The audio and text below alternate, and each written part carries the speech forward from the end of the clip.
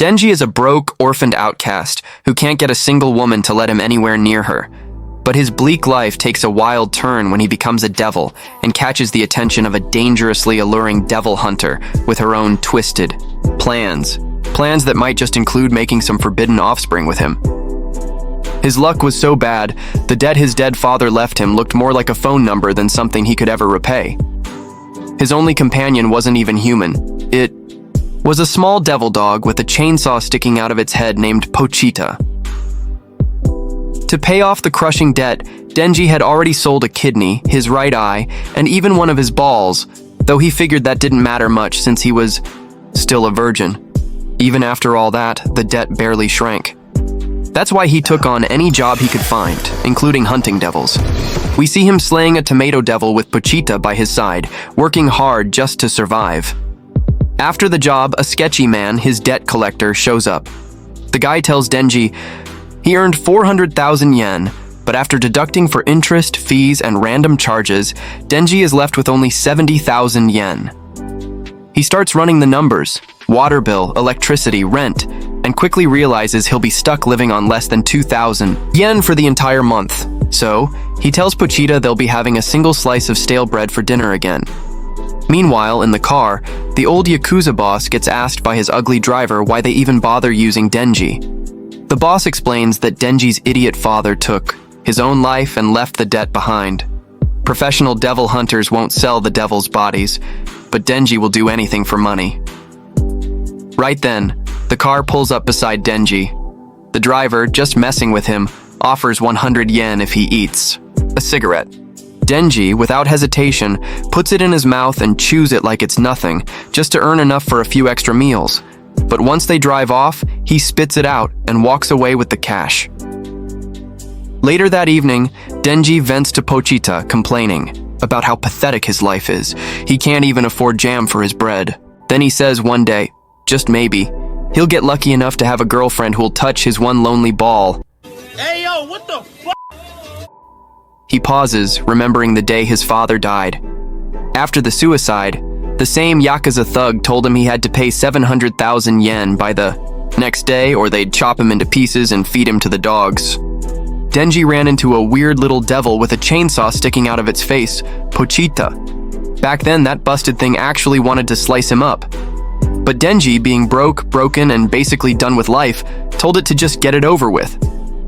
But then he noticed something. Pochita was bleeding too. They were both on death's doorstep. So Denji, in classic self-sacrificing anime protagonist fashion, offered his arm and told the devil dog to drink up. If they were gonna make it out, alive, they'd have to help each other. That's when the bromance kicked off. From that day on, Denji and Pochita became an unlikely devil hunting duo. He even pitched the idea to the crusty Yakuza goons like it was a job interview. Me and this ugly chainsaw dog, we're your new squad. They accepted, for now.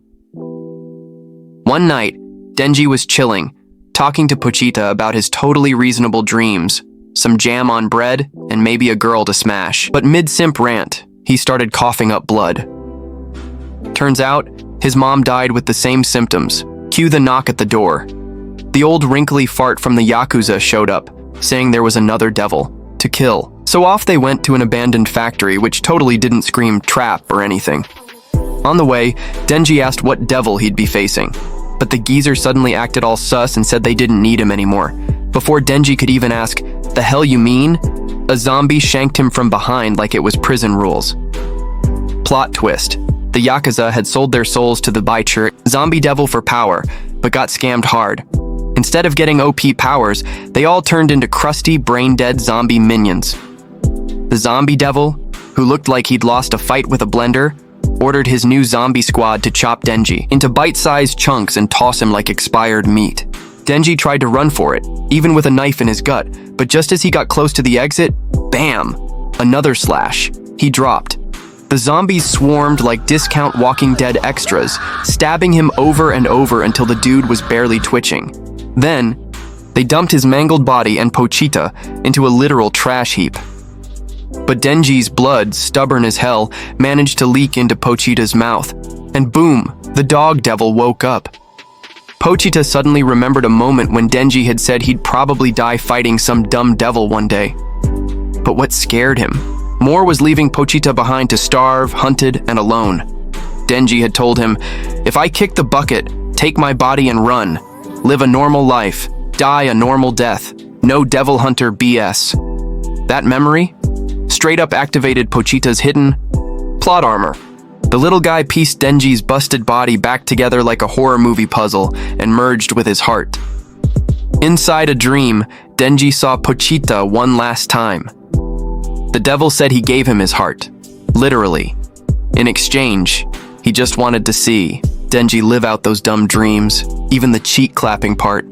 Next thing Denji knew, he shot out of the dumpster like trash day revenge. He looked down and saw a ripcord in his chest.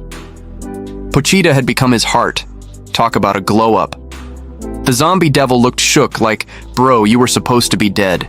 He told his zombie army to eat Denji alive. But Denji was on something different now. He pulled the cord on his chest like a lawnmower from hell. The zombies jumped on him, but suddenly a chainsaw started revving from inside the pile, and then came the screaming. In his new devil form, Denji ripped through the horde, like a buzzsaw in a butcher shop. He charged the zombie devil, slashed one of its ugly-ass eyes clean off, and kept going. The thing tried to eat him. Bad idea. Denji slashed his way out of its guts like it was Taco Tuesday. Covered in blood but still moving, Denji looked around. The Yakuza goons hadn't turned back to normal. They were gone for good. But instead of getting emotional, Denji smiled.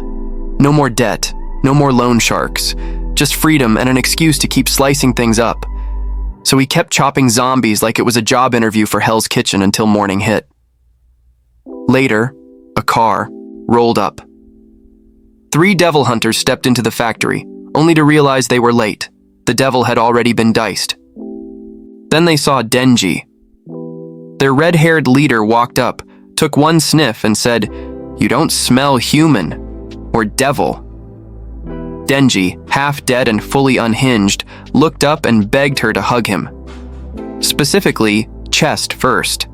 She gave him the hug, and the second she wrapped her arms around him, Denji's devil form melted away. He was human again. She introduced herself and gave him 2 options. Die now like a monster, or live as her pet. Denji, being Denji, said he'd bark, sit, roll over whatever she wanted as long as she fed him.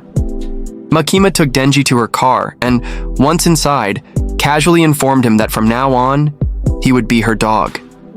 Yes, her literal mutt. Denji, half dead and 100% confused, thought she might not be as sweet as she initially seemed.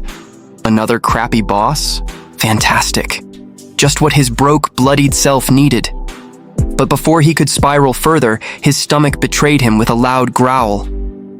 Makima noticed and told him they'd stop for food at a rest area. Denji sheepishly admitted he had no money, but she waved it off, telling him to get whatever he wanted. She'd pay. She even gave him her blazer to keep warm, and for the first time, Denji felt like someone didn't want to fumigate the car just because he existed. A rare win. At the rest stop, Denji happily ordered food, only to collapse into Makima. Thanks, blood loss. As he sniffed her, she calmly asked what the hell was wrong with him.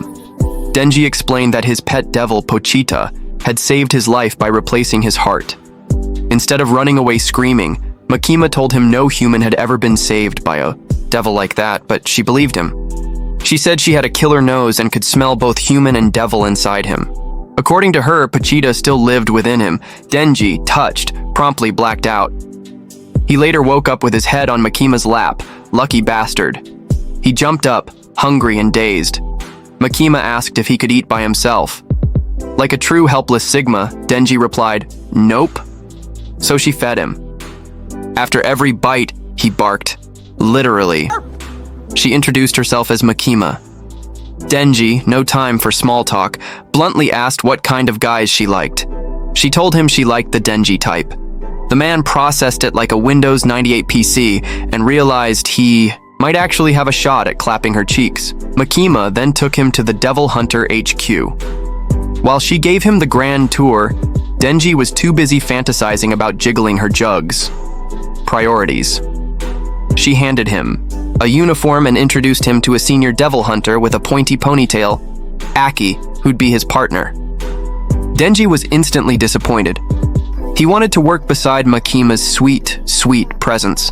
When Aki tried to drag him off, Denji refused until Makima reassured him that if he worked hard, they'd get to team up again. Sure, buddy. While patrolling, with Mr. Topknot, Denji kept pestering Aki about whether Makima had a boyfriend. Aki, not impressed, dragged him into an alley and started swinging. He told Denji that unless he had the right motivation, he should quit. The devil hunting life wasn't for simps with pipe dreams of booty. Denji proudly declared his motivation was indeed Makima's sweet, sweet behind. Aki threw a cigarette at him, spit and all, threatening to tell Makima he ran away in fear. Denji responded with a classic, a full-force kick to Aki's family jewels. He explained that after how Makima treated him, he didn't mind dying if it meant living this new life. Aki called him a loser unworthy of Makima. Denji kicked him again, claiming Makima's cheeks were his to conquer. Legendary. Aki lay unconscious. When Denji returned, he told Makima that a nut devil attacked. Aki stumbled in afterward and ratted Denji out. Makima, unfazed, ordered Denji to join Aki's team. Aki asked what Denji was, and Makima explained he was a special case, a human who could turn into a devil. If Denji ever tried to quit, he'd be treated like a threat. Denji nervously asked what that meant. She clarified, he'd be hunted like any other devil. So yeah, no quitting. Later, Aki took Denji to his place. When Denji asked if Makima was a bad person, Aki was offended. She had saved his life. Denji, reassured, whispered to himself that he wanted to hug her again. Aki, jealous, didn't take it well. Denji settled in like a raccoon discovering indoor plumbing, jam on bread, toilet paper. Civilization was wild. During a patrol, they got called about a fiend in a house. Denji, clueless, asked what that was. Aki explained a fiend is when a devil hijacks a human body. Denji wondered if he was one too, but Aki said real fiends looked like their heads had been clapped by a truck. They found the fiend. Aki told Denji to use his powers. Denji just chopped the guy with an axe, mercifully. He said he related to fiends, like a tragic anime boy. Aki, stone-faced, told him devils were all evil and deserved no mercy. His family had died because of one. Denji said he'd like to befriend them. He never had friends. Aki, disappointed, walked off. Denji stayed to loot the fiend's porn mags. Research, obviously. He reflected on Pochita's wish for him to live a good life. He had food, a roof, and a lady boss who talked to him. But something was still missing. Then it hit him. Jugs. He needed to touch some jugs. And with a job and proximity to Makima, that dream didn't seem so far-fetched. Makima later said she'd pair Denji with a new partner. Enter Power, a horned fiend with a thirst for blood and chaos. Denji didn't care. One look at her plumps, and he was all, and Makima warned that their team was experimental. If it failed, they'd both be thrown out like yesterday's garbage. During patrol, they walked on rooftops to hide Power's horns. She bonked Denji, demanding he find her a devil to slay. Meanwhile, Denji's brain was busy drawing blueprints for her jugs. Cops showed up, but Denji flashed his ID like a boss. They left. Hours passed. No devils. Power loudly claimed they were hiding from her. She had once been a feared devil, after all.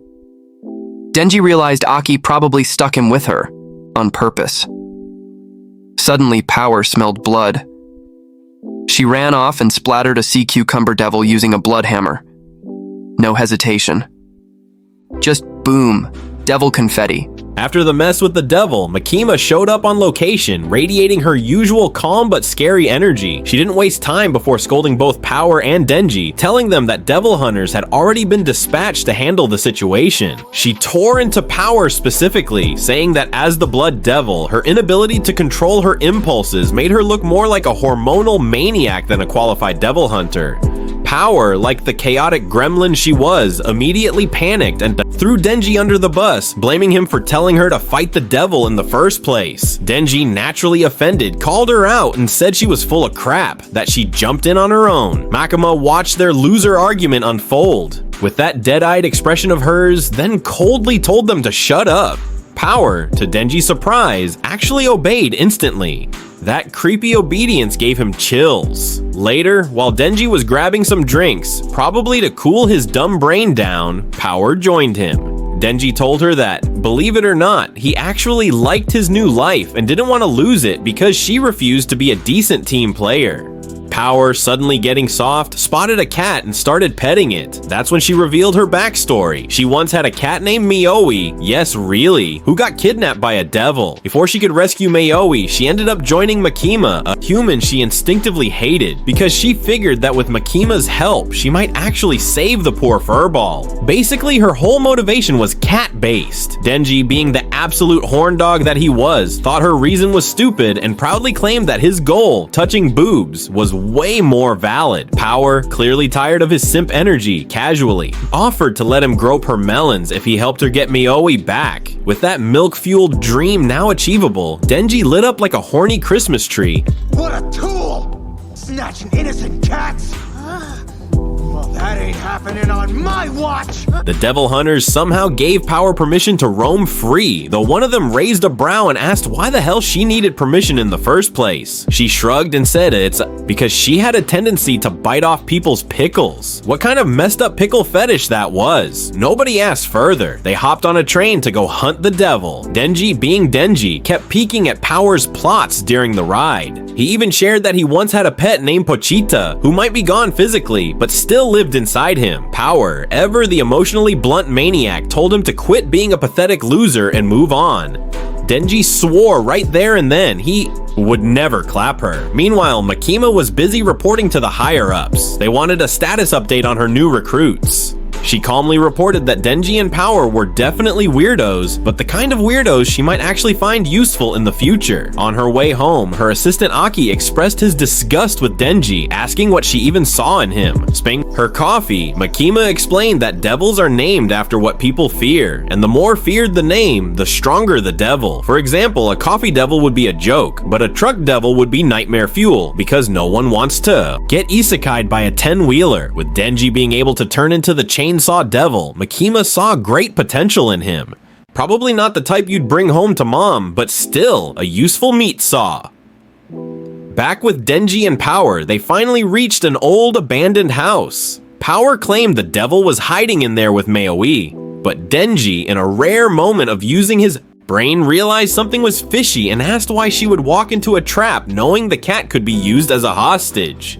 Power suddenly remembered she was the untrustworthy type, knocked Denji out cold with a whack to the head, and muttered how easy it was to manipulate him using her jux. Congratulations, Denji, you played yourself. She dragged his unconscious body inside like a sack of regret and offered him up to the Bat Devil, a big, ugly flying freak with a severed arm. This devil grumbled about how humans had taken his arm and announced he'd slurp Denji's blood like a Capri Sun to grow it back. He squeezed Denji like a stress ball and drank the blood, only to immediately gag because it tasted like dumpster juice. Repulsive! Dude got cooked. With his arm restored, the Bat Devil planned to chow down on more humans. Denji, barely alive, remembered what Aki had told him about never trusting devils. Power, standing over his drained body, laughed at how easily he fell for her stupid story. The Bat Devil, now staring down at the city, commented that while adult humans tasted nasty, kids made great appetizers. Before the feast could begin, demanded her cat back. The Bat Devil pretended to oblige, then, with no remorse, ate the cat as punishment for bringing him such cursed blood. Power froze. She remembered how she first found Mioi, planning to fatten it up and eat it, but after feeding it milk and spending time with it, the cat became her first real friend. Then this flying abomination showed up and said, "Get me a human or I'll eat the cat." Now, watching Mioi vanish into the Bat Devil's gut, Power finally understood how Denji felt when he lost Pochita. A second later, the Bat Devil swallowed power whole as well, then made a face like he just ate a raw onion, because apparently she tasted even worse. High on nasty devil energy, the Bat Devil launched into the sky to hunt some tasty kids. But then he noticed Denji hanging from his leg like a clingy backpack. As he tried to crush him again, Denji remembered when Pochita got lost and how they'd cuddled up in a shed, safe and warm. Feeling that emotional resonance, Denji pulled his starter cord and went full Chainsaw Man mode. He chopped the Bat Devil's arm off, again, and shocked the poor bastard by revealing he was a devil too. As fate would have it, the two of them crash landed through a random woman's office. Denji, in a rare moment of being decent, told her to run, which left the Bat Devil stunned. Wait, you care about humans? Denji then booted him out the building and they started throwing hands. In the streets, Denji gained the upper hand and started carving the bat like discount sushi. But just to be a jerk, the Bat Devil yeeted a car at him with a person still inside. Denji caught the car, yeeted it back, and clearly didn't give a damn about who was inside. The flaming wreck smacked the Bat Devil's face, so the devil launched a sonic shockwave that sent Denji crashing through several buildings. Thinking he'd won, the Bat Devil grabbed another person to munch on and heal, but Denji wasn't down yet. He rose again, madder than ever, and declared that he'd slice open this bastard's stomach all for the sake of Jiggling Power's Jux. That devil started sweating because there's nothing scarier than a horny chainsaw-wielding maniac. Denji slashed him apart, cut open his belly, and freed Power. He then landed like a badass superhero, except, you know, drenched in blood and fueled by boobs. This was just part 1, and things are already getting wild, but trust me, it only gets crazier from here. Part 2 is coming up next, so make sure you stick around. You don't want to miss what happens next. And hey, don't forget to like, subscribe, and hit that bell so you don't miss it.